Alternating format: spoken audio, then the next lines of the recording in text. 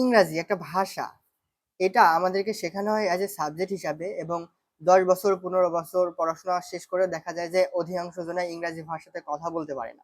আজকে আমি শিখতেছিলাম, এখানে নোট করা আছে, আজকে আমি শিখতেছিলাম যে কিভাবে ইংরেজিতে ফ্লুয়েন্টলি কথা বলা যায়।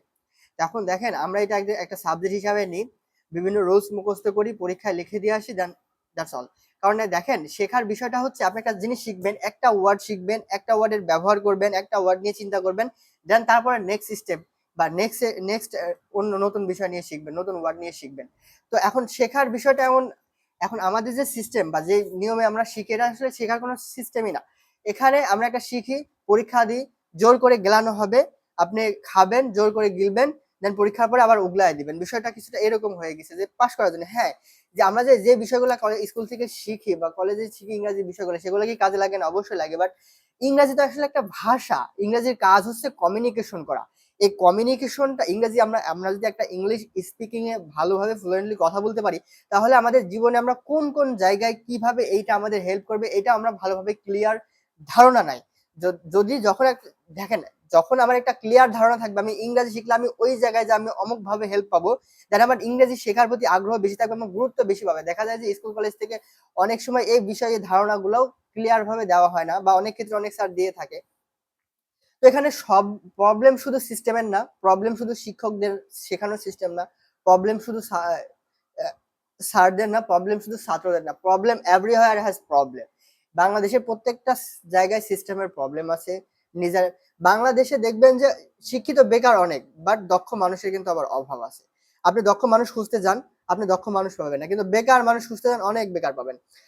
কয়েকদিন আগে আমার এক শিক্ষক সমতুল্য, বা ওখানে আমি, যাই হোক, একজনের সাথে কথা বলতেছিলাম, তো উনি বলতেছে যে তুমি দেখো যে তোমার ক্লাসে তুমি গ্রুপে মেসেজ দাও যে 20,000 টাকা বেতন, এই দক্ষ স্কিলের একটা মানুষ খুঁজছে, কাউকে পাবেন না। আবার যারা হচ্ছে এই যে অজুহাত দেয়, যে আমি তো কাজ যদি আমাকে না দেন, তাহলে হচ্ছে আমি প্রিভিয়াস দক্ষতা বা কিভাবে আমি প্রিভিয়াস এক্সপিরিয়েন্স শো করবো। ভাই, আপনি এমনিতেই কাজ করেন, আপনি প্রতিষ্ঠানে যান, ভাই আমাকে টাকা পয়সা কিছু দেওয়া লাগবে না, আমি আপনার হয়ে কাজ করবো, আপনার জাস্ট আপনার প্রতিষ্ঠানে আমাকে যুক্ত করেন। আপনাকে কোন প্রতিষ্ঠান রিজেক্ট করবে আমি দেখাতে চাই। ভাই, এরকম যদি আপনার মধ্যে দম থাকে, আপনাকে ফ্রি কাজ করা লাগবে না, আপনাকে ডেকে খুঁজে নিবে। বুঝতে পারছেন? বিষয় হচ্ছে আমাদের নিজেদের ভিতরেও সমস্যা আছে। তো এখন ইংরেজি একটা ভাষা, ভাষাটাকে আমাদের শিখতে হবে। বেসিক কিছু গ্রামার রুলস জানলে আপনার ভাষাটা শেখাটা সহজ হয়ে যাবে। আমরা ভাষা কিভাবে শিখি? আমাদের নিজেদের ভাষা প্রথমে শুনি, তারপরে বলার চেষ্টা করি। এখন ইংরেজি একটা নেটিভ ভাষা, প্রথম প্রথম কঠিন লাগবে। ভাই, ভালো কিছু শিখতে হলে তো কষ্ট করাই লাগবে, রেগুলার মেনটেন করে শেখা লাগবে। যদি আমি এটি কষ্ট না করি, যদি আমি রেগুলার মেনটেন না করি, দেন তারপরে কিভাবে হবে? হবে না। আপনি দেখেন, অনেক জায়গায় দেখা যায় যে আপনি হয়তো একটা সিনিয়র পারসন হন, আপনি অনেক জায়গায় ইন্টারভিউ দিয়েছেন, দেখা যায় যে অনেক জায়গা থেকে রিজেক্ট খাইছেন। ধরেন যে দুইটা ক্যান্ডিডেট হচ্ছে অ্যাপ্লাই করলো, এন্ড দেন ইন্টারভিউ দিল চাকরির জন্য। একজনে ভালো ইংরেজি কথা বলতে পারে, একজনা ইন্টারভিউ দিচ্ছে, অনেক ভালো ইংরেজিতে কথা বলছে, একজনা পারতেছে না। আপনাকে কেন লিবে? আপনি সরকারি আমি বেসরকারি কথা বলছি, আপনাকে কেন লিবে? এখন বিষয় হচ্ছে শেখার বিষয়। এখনকার সময় সবচেয়ে বেটার বিষয় হচ্ছে, হ্যাঁ, আমার ইংরেজি একটা ভাষা, আমাকে শেখা লাগবে, আমি ইংরেজি ভাষা শিখে আমি অমুক কাজে লাগাবো। মানে আপনার টার্গেটটা ফিক্স করতে হবে, এন্ড দেন তারপরে আপনাকে শেখা শুরু করতে হবে। দেখেন, একটা ভাষায় 4টা জিনিস থাকে ইংরেজি: রিডিং, রাইটিং, লিসেনিং, স্পিকিং। শোনেন, বলেন, পড়েন, লেখেন।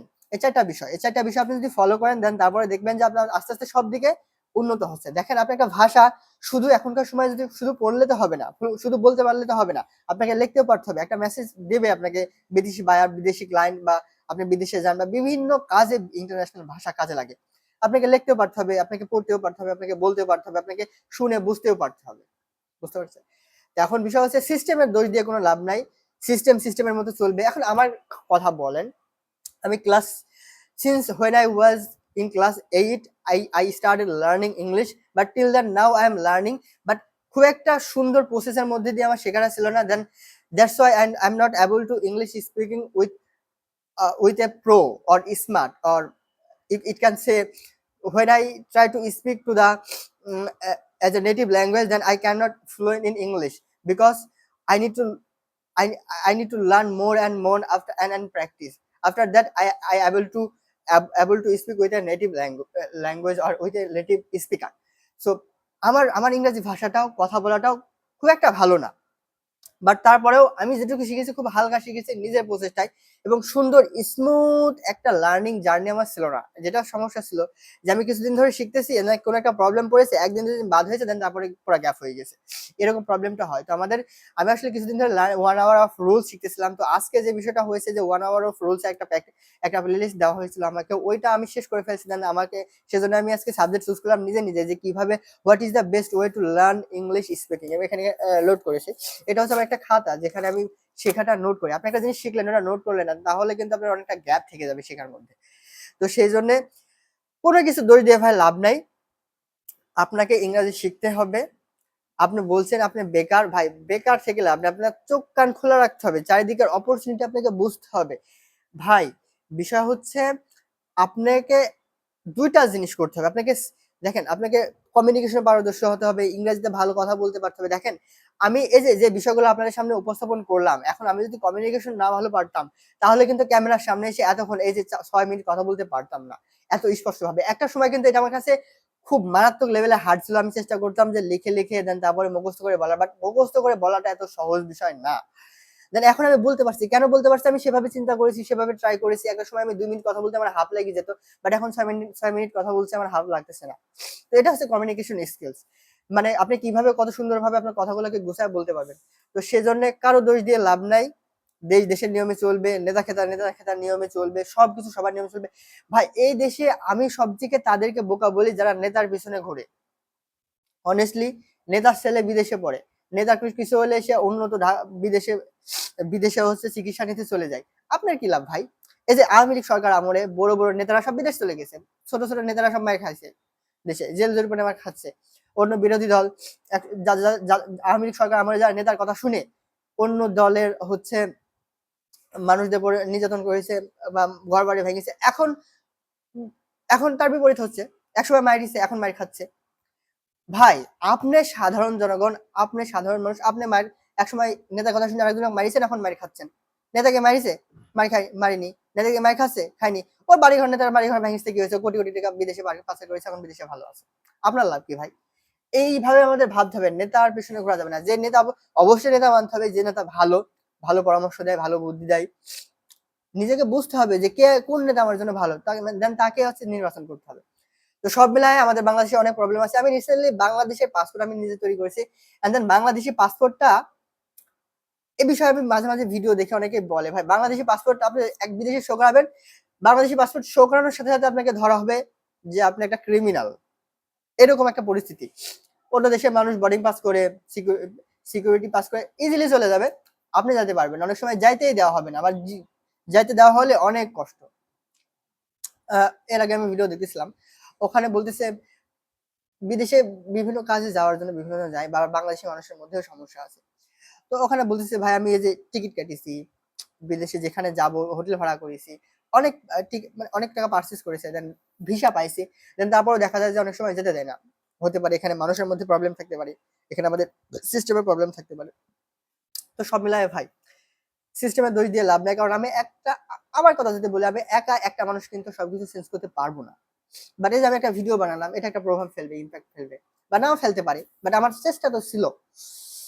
তো সব মিলায় যাই হোক, যেটা নিয়ে কথা বলতেছিলাম যে ইংরেজি স্পিকিং, এটা একটা ইন্টারন্যাশনাল ভাষা, তো আমাদের শিখতে হবে, আমাদের জীবনে উন্নতি করতে হবে। আর বেকার, শিক্ষিত বেকার, এ বিষয়ে ভাবতে হবে। কারণ হচ্ছে কাজের অভাব নাই, আপনি দক্ষ হলে আপনার কাজের অভাব নাই। এমন একটা মানুষকে দেখান যে দক্ষ কিন্তু বেকার বসে আছে, শুধু মুখস্থ পড়াশোনা করে পরীক্ষা দিলে কাজ হবে না। কিছু কিছু ক্ষেত্রে হবে, বাট সবার জন্য হবে না, 100% মানুষের জন্য হবে না। কিছু কিছু মানুষ আছে, অল্প কিছু সংখ্যক মানুষ শুধু মুখস্থ বিদ্যা ভালো, মুখস্থ করে ভালো জায়গায় চাকরি পেয়ে যাবে, সরকারি বেসরকারি বিভিন্ন জায়গায়। বাট সব ক্ষেত্রে 100% ক্ষেত্রে তো এটা কাজে লাগবে না, মুখস্থ বিদ্যা তো 100% ক্ষেত্রে কাজে লাগবে না। সবাই মনে রাখতে পারবে না, সবার ধৈর্য থাকবে না যে একটা জিনিস পড়েছি আবার পড়বো। একটা জিনিস দেখেন, একটা জিনিস আমি আপনাকে বলি, এই যে একটা ছাত্র 10 বছর, 15 বছর, 20 বছর পর্যন্ত পড়াশোনা করে, পড়াশোনা করার পর আবার কেন চাকরির জন্য পড়াশোনা করা লাগবে? পড়াশোনার পরে কেন আবার হচ্ছে কলেজে ভার্সিটিতে ভর্তি হওয়ার জন্য পরীক্ষা দেওয়া লাগবে? তার 10 বছর পড়াশোনা কি হয়েছে? রিভিশন দেওয়া লাগছে, তাই না? একটা কথা আছে, রিভিশন দেওয়া লাগবে, রিভিশন না দিলে হয় না। তো সিস্টেম হচ্ছে, একটা জিনিস আমি আমার এটা হয়তো কিছু কিছু ক্ষেত্রে আমার স্বল্প নলেজ আমার ধরে না। তো আমার বিষয় হচ্ছে আমি একটা জিনিস শিখবো, ওই নলেজটা আমার সারা জীবন শিখে যাবে, এইভাবে শিখতে হবে। অ্যান্ড দেন ওই যে যদি রিভিশনও দেওয়া লাগে দেন 1 সপ্তাহ 1 মাসের মধ্যে রিভিশন দিয়ে আমি পরীক্ষা দিতে পারবো। বাট এই যে দেখা যায় যে আমি হচ্ছে পলিটেকনিকে পড়ি, যারা ডুয়েট প্রিপারেশন নেয় তারা আছে দেখা যাচ্ছে 1-1.5 বছর পড়াশোনা করে, 2 বার সুযোগ থাকে। তো যদি একবার প্রথমবার চান্স না হয় তাহলে দ্বিতীয়বার হচ্ছে সে আবার পরীক্ষা দেওয়ার চেষ্টা করবে, চান্স পাবে, চান্স পেলে তো ভালো, না পেলে আবার খারাপ। তখন অনেকে বলবে যে পড়াশোনা করলো, জ্ঞান তো থেকে গেল। তাই জ্ঞান আপনি আবার 6 মাস পড়বেন না, ওই জ্ঞান আবার আপনি ভুলে যাবেন, ম্যাক্সিমাম জিনিস মুখস্থ জিনিস ভুলে যাবেন। আর আদার দেন যদি কেউ একটা বেসরকারি প্রতিষ্ঠানে পড়ে, তার একজনের পরীক্ষা দিতে দিতে 1.5 বছর চলে যাবে, 1 বছর চলে যাবে। আর আরেকজনের বেসরকারিতে পড়লেও 2 সেমিস্টার 3 সেমিস্টার দেখা যাচ্ছে পড়া শেষ হয়ে গেছে। ও একজনের যদি সরকারিতে ডুয়েটে চান্স পাওয়ার জন্য 2 বছর 2 বছর ট্রাই করে, 2 বার ট্রাই করে, দেন আরেকজনের বেসরকারি পড়লে তো তার মানে ডুয়েটে মনে হয় কি 4টা মানে মেবি 7টা বা 8টা সেমিস্টার বা 6টা সেমিস্টার যাই হোক, বা 8টা সেমিস্টারই ধরলাম আমি। তো তো তা তো অর্ধেক বিএসসি করা হয়ে গেল, তাই না? তো দেখবেন সেক্ষেত্রে দেখবেন যে কি হতে পারে। বাট সবসময় ভাবতে হবে, ক্রিয়েটিভলি ভাবতে হবে যে নিজের জন্য কোনটা ভালো সেটা করতে হবে। তো যাই হোক, ইংরেজি নিয়ে কথা বলা শুরু করতে করতে অন্য অনেক বিষয়ে কথা বলে ফেলেছি। এখন বিষয় হচ্ছে সবসময় নিজের ভালোটা ভাবতে হবে, নিজের সিদ্ধান্তকে প্রায়োরিটি দিতে হবে, অন্যদের থেকে শিখতে হবে। সবসময় যে নিজে ঠকে তারপরে শিখবো বিষয়টা তা না, অন্যর থেকে শিখতে হবে, দেন শিখার পরে মাঠে নামতে হবে, সবকিছু ভালো হবে আশা করি। তো সব মিলায় যেটা কথা বলতেছিলাম, ইংরাজিকে সাবজেক্ট হিসাবে নেন, সমস্যা নেই, বাট একটা ল্যাঙ্গুয়েজ হিসাবে নেওয়া উচিত। তো অনেক কথা বলে ফেললাম। Thank you so much for watching this video.